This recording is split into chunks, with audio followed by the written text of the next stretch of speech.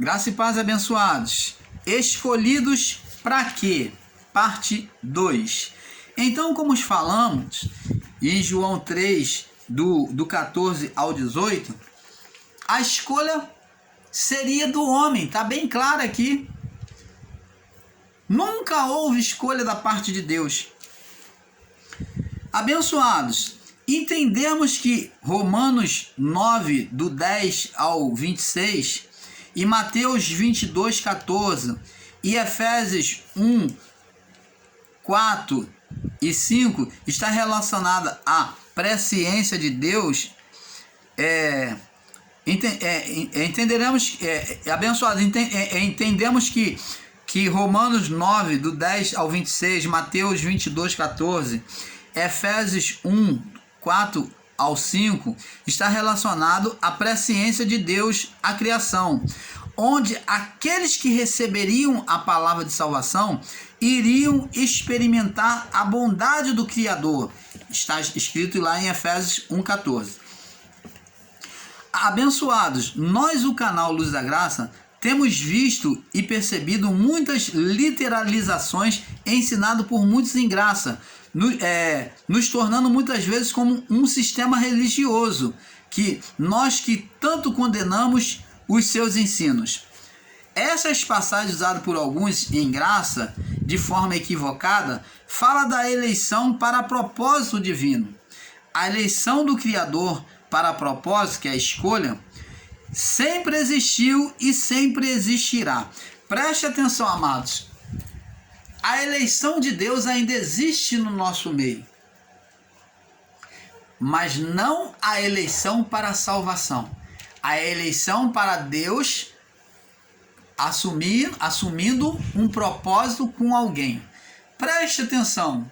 Você já deve ter visto vários fatos, vários casos, você mesmo na sua vida já viveu situações de perigo que você achava que ia morrer, mas de maneira inexplicável você foi salvo da morte. De uma maneira sobrenatural você foi salvo da morte. Quantas pessoas aí cometeram atrocidades e foram baleadas, e as pessoas disseram que ela ia morrer, todos esperavam, ninguém dava nada, levaram tanto tiro e no entanto a pessoa vive até hoje. O que é isto? É apenas propósito divino. Cada um de nós somos figuras de um propósito divino. Deus determina o tempo de vida, mas o irmão Paulo pode acelerar o tempo de vida dele.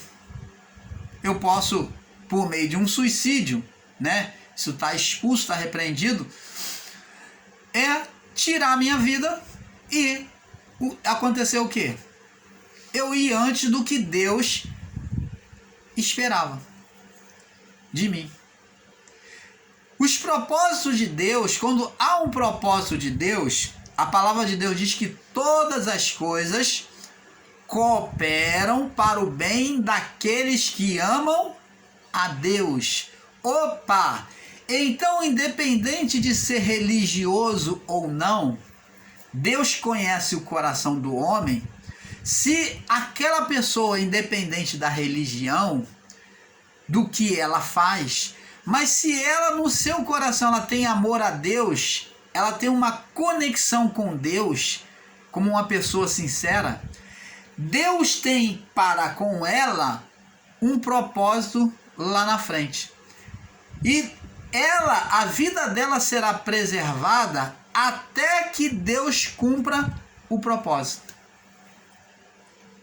Quando Deus cumprir o propósito, a partir daí ela vai viver o tempo que ela se guardar nesta vida.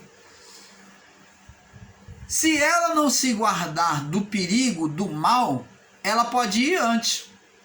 Ela pode perecer no corpo, na vida do corpo antes. Mas se ela se guardar, ela pode viver um pouco mais, chegar à velhice, ao enfado, ao cansaço. Mas não se pode literalizar e dizer que a pessoa foi porque Deus quis. Não. Existem pessoas que vão antes. Tanto que a vida do homem, amados, a vida do homem, quantas das vezes está ligada a aparelho e a decisão humana, e aonde o médico pergunta ao familiar, vai deixar no aparelho, vai viver ou vai morrer? E eu pergunto a você, é Deus que vai determinar ali? Não, mas é o próprio homem. E diante daqueles que lutam, já estão morrendo e lutam pela sua vida e se recuperam. Então, amados, temos que ter um entendimento que a determinação da vida do homem depende do homem. Depende do irmão Paulo guardar sua vida ao atravessar a rua para não ser atropelado. Depende do irmão Paulo não se envolver em coisas erradas para foi chamado no passado de homem ímpio, não se envolver com o ímpio para não ser tirado a sua vida antes, para não sofrer a sentença com ele. Então, disso tudo são leis de preservação aqui na mente do homem, do bem e do mal. E nós carregamos isso. São leis de preservação da nossa vida. Isso tudo nós carregamos. Essa lei, ela foi entregue a nós no momento que o homem e a mulher comeu do fruto. Conhecemos o que é bom e o que é mal. São leis de preservação da vida agora. Não somos inocentes de dizer que não sabíamos. O homem, ele tem o senso de perigo, de bem e de mal. Se você não preservar pela vida do corpo, a sua vida do corpo, você vai mais cedo. Você está entendendo, amado? Então, abençoado, não podemos fazer um radicalismo na palavra. A eleição ao Criador para propósito, escolha, sempre existiu. Então, Deus, se Ele tem um propósito contigo, você de amanhã fazer de você um ministro, de te levar a lugares, Ele vai preservar a sua vida, sim. Independente de quantos tiros você pode levar, independente da doença que você pode estar no corpo, de estar desenganado pelo médico, que o médico dizer que não tem mais jeito, que você vai morrer, que vai viver tantos dias, mas Deus, Ele ressuscita, ou Ele recupera a sua vida. Ele levanta o pobre do montouro. Deus transforma a maldição em bênção quando se ouve a voz dele. Então, a eleição do Criador para propósito, para cumprir a vontade de Deus, sempre existirá, sempre existiu e existirá. Pois o propósito é algo específico, onde Deus faz uso, lembra lá, do vaso de honra e vaso de desonra. Um tinha uso e o outro não. Então, onde Deus faz uso e prepara para determinado fim. Paulo usa como exemplo Jacó e Esaú para explicar o propósito de Deus para o fim, mas veja que é bem contraditório com o que muitos ensinam. Romanos 8, 23 ao 26. Vamos ver aqui. É bem contraditório com o que outros ensinam. Romanos 8. Agora vamos ver em Romanos 8, 23 ao 26. Diz assim: porque sabemos que toda a carne 23 ao 26. E não só ela, mas também nós, mesmo que temos as primícias do Espírito, também gememos em nós, mesmo esperando a adoção, a saber, a redenção do corpo, quer dizer, a morte. Porque em esperança fomos salvos. Para a esperança que se vê, porque a esperança que se vê não é esperança. Porque se alguém vê como também esperará. Mas se esperamos o que não vemos, com paciência esperamos. Então está aqui falando da fé abraâmica. Vemos que ele inclui nos planos de salvação todos os povos, onde a escolha seria de cada um. Amados, um dos maiores erros em graça em ensinar a eleição para a salvação, é ensinar a eleição para a salvação. Podemos sim ensinar e falar de eleitos para propósito, para uso divino. Mas ensinar para a salvação é pregar um Deus preconceituoso, um Deus de acepção. Agora vamos entender que quem marcava, quem elegia a salvação era o Espírito. Ele era a marca da salvação, de eleito. Mas a escolha, mas a escolha de tê-lo ou não era de cada um. Vamos lá em Romanos 8, do 1 ao 11. Diz assim: portanto, agora nenhuma condenação há para os que estão em Cristo Jesus. Então, quem estivesse recebido o Evangelho, então é questão de escolha. Observa bem. Portanto, agora... Então Paulo coloca uma condição. Portanto, agora nenhuma condenação há para os que estão, os que escolheram estar em Cristo Jesus, que não andam, os que estão em Cristo, não andam segundo a vontade da carne, mas segundo o Espírito. Então a diferença dos que estavam em Cristo Jesus, ele vem agora ratificar que eram os que não se sujeitavam a carne. Então não fala de escolha, a pessoa que escolhia. Não fala de escolha para salvação. Porque a lei do Espírito da vida em Cristo Jesus me livrou da lei do pecado e da morte. Então a lei do Espírito da vida, que é agora da consciência pelo Evangelho de Cristo, me livrou do pecado e da morte. Porque o que era impossível à lei mosaica, visto que estava enferma, que o ser Satanás usava para condenar o homem, né? Que o homem não era possível, né, cumprir ela. Então diz aqui que estava enferma pela carne, pela condenação da carne, Deus enviando seu Filho na semelhança da carne do pecado, pelo pecado. Então Jesus assumiu a natureza humana na carne do pecado, e pelo pecado condenou o pecado da carne, para que a justiça da lei se cumprisse em nós, que não andamos segundo a carne, mas segundo o Espírito, que fizeram a escolha de andar segundo o Espírito. Porque os que são da carne porque os que são segundo a carne se inclinam para as coisas da carne. Eles fizeram a escolha de obedecer à vontade da carne, de praticarem o pecado. Mas os que são segundo o Espírito se inclinam, escolheram viver para as coisas do Espírito, para ouvir a Deus.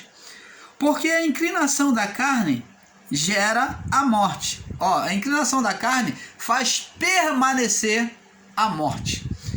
Mas a inclinação do Espírito traz a vida e a paz.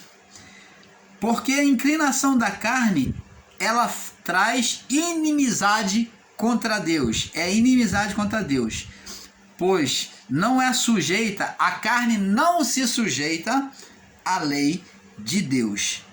Quer dizer então que a pessoa vai estar em estado de condenação diante da lei. Por isso que o ser Satanás usava a lei para condenar, porque a pessoa não iria viver mesmo, não ia se sujeitar mesmo, nem em verdade pode ser. Verso 8: portanto, os que estão na carne, os que querem permanecer na carne, escolhem permanecer sobre a vida da carne, né? Ser carnal do pecado, não podem agradar a Deus.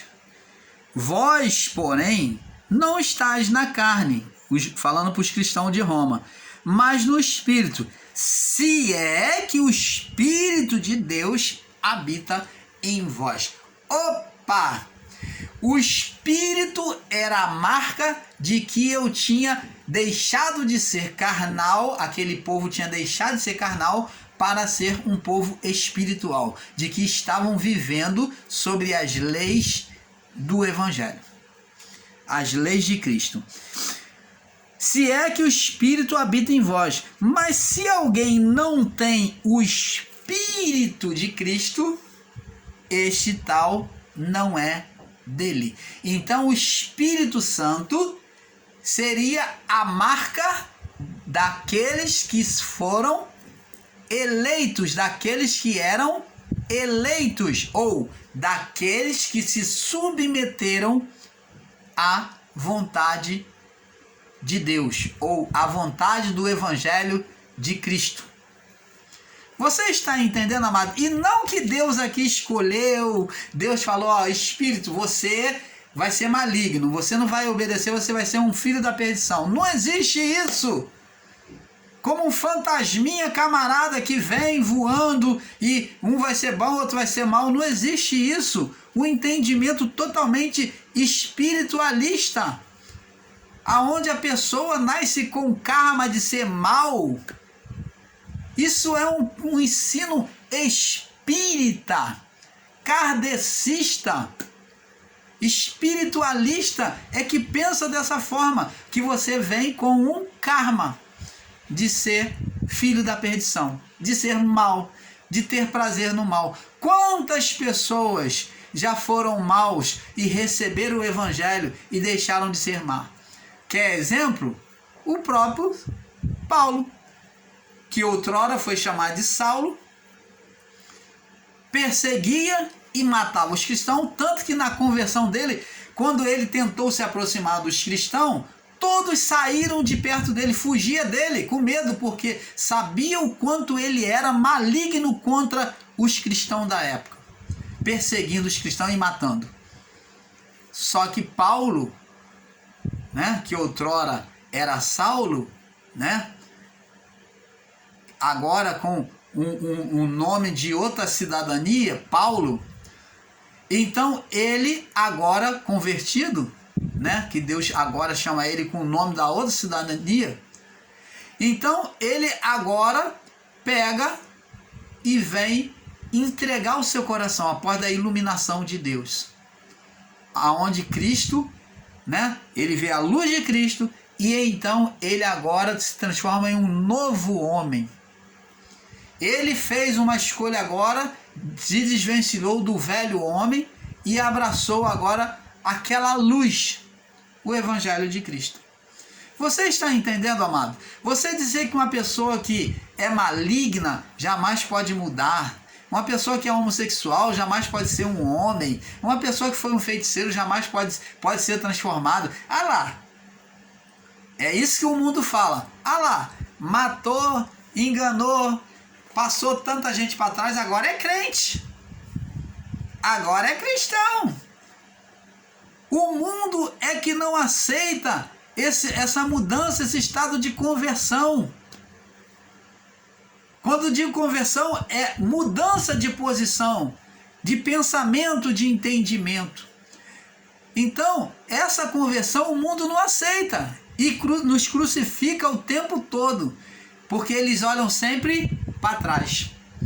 Se tornam como o espinho na carne de Paulo, para que Paulo, quando estava pregando o Evangelho, cada milagre que Paulo exercia, quando pregava a palavra e ele exercia o milagre, vinha o quê? Aquelas pessoas que conheceram a Paulo no passado, como Saulo, né? E vinha, estava ali presenciando e falava, ó, esse daí matava os cristãos. Então sempre fazia a Paulo, era um espinho espetando, lembrando a Paulo quem ele foi no passado. Então fazia lembrança. Paulo, no meio daquela multidão, via aquelas pessoas que ele perseguiu. Via pessoas naquela época que foram malignas com ele, estando ali assistindo ele. Então ele lembrava, né? E muitos deles faziam acusação a Paulo. Esse era o espinho na carne que Paulo carregava. Os acusadores, para que Paulo não se exaltasse diante dos milagres, dos sinais, dos feitos que Deus fazia por meio dele.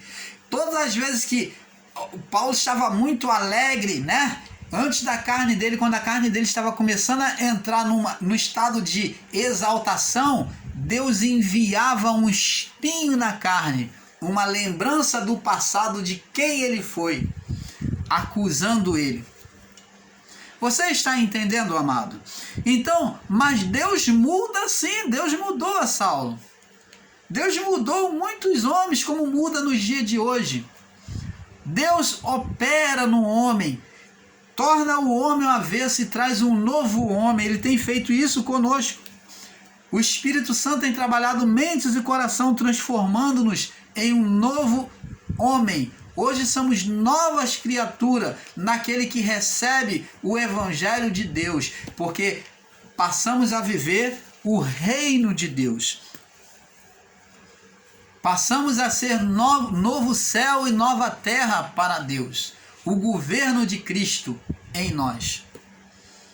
Mas para isso temos que ouvir e nos sujeitarmos à palavra do Evangelho de Cristo. Enquanto formos carnais, seremos o quê? Viveremos afastado do reino. Apesar do reino do Espírito ser colocado dentro de nós, mas nós aplacamos, nós apagamos, como Paulo diz, não apagueis o Espírito. E muitos de nós hoje, após o juízo, carregamos o Espírito apagado, aonde a carnalidade, o reino da carne, é que tem dominado. Mas o Espírito de Deus está lá em cada homem. Quando ele se voltar para Deus, ouvir a palavra de Deus na sua sensibilidade, ouvir a voz de Deus, se despertar, então o Espírito de Deus irá acender o espírito humano em fé, em poder, em glória. E então o reino de Deus, que já estava dentro dele, que é o Espírito de Deus, será manifesto. Por isso que Jesus disse: eis que estou à porta e bato. Porta de quê? Do coração. Ele no passado estava na porta. Hoje ele está dentro. Mas é colocado porta por quê? Porque a pessoa não dá lugar a Deus, não dá a primazia de Deus reinar sobre a sua vida. Se alguém ouvir a minha voz e abrir a porta, eis que eu entrarei, agora, se a pessoa dá lugar a Deus, ao Espírito que está nela, eis que eu entrarei, então ele vai dominar agora, ele vai dominar o espírito humano. Ele vai acender o espírito humano. Eis que eu entrarei, com ele cearei e ele comigo. Está falando de banquete, de manifestação de Deus, de intimidade, aonde o reino de Deus vai ser manifesto na vida daquele que se submete à palavra do Pai. Você está entendendo, amado? Então, abençoados, hoje, da mesma forma, a escolha que vivemos o reino de Deus ou não, depende de nós, sermos carnais ou espirituais.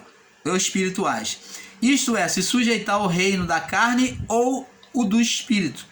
Quanto ao propósito divino, ele nos escolheu sim para ele escolhe sim para seus fins. E por mais que a morte se aproxime de nós, quando há um propósito divino para nós, ela será adiada. Assim, amado, no caso de Jacó, que tomou a atitude diante do seu pai, mas pagou, assim como o caso de Jacó, que tomou a atitude errada diante do seu pai, de enganar o seu pai, mas pagou o preço e cumpriu os propósitos divinos. Você lembra de Jacó, que se fez passar pelo seu irmão, foi trapaceiro a pedido da sua mãe, e ele desejando a bênção de primogenitura, né, juntou a fome com a vontade de comer. A mãe tinha apego com ele e ele queria a bênção da primogenitura, então ele se fez passar pelo seu irmão.